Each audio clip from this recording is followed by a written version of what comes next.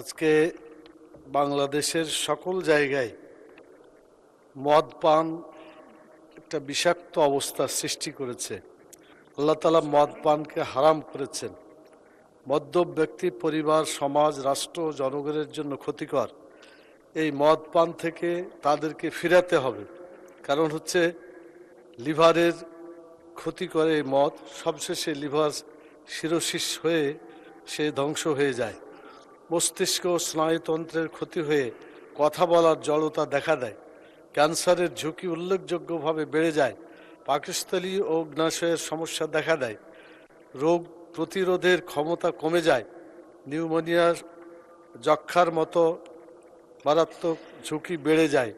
শারীরিক ও মানসিক দুর্বলতা গ্রাস করে শেষ পর্যন্ত মৃত্যুর কারণও হতে পারে। বিশেষ করে আমাদের সমাজে যেখানে মদপান করা হয় সেখানে ওই এলাকার মেয়েদের জীবন মদ্যপ ব্যক্তিদের দ্বারা ক্ষতিগ্রস্ত হয়। তারা ধর্ষণ, হত্যার শিকার হয় এবং সেখানে একটা ভয়াবহ পরিস্থিতি সৃষ্টি হয়।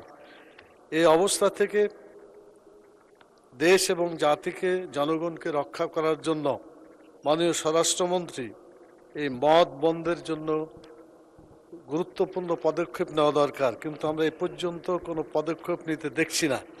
এটা মারাত্মকভাবে সব জায়গায় ছড়িয়ে পড়ছে। সেজন্য আমি প্রস্তাব করছি মাননীয় স্পিকার, স্বরাষ্ট্রমন্ত্রী প্রয়োজনীয় অন্যান্য মন্ত্রণালয়ের সহযোগিতা নিয়ে হলেও এই মদের মতো জঘন্য ক্ষতিকর জিনিসকে হারাম করে বাংলাদেশের 18 কোটি মানুষকে বেঁচে থাকার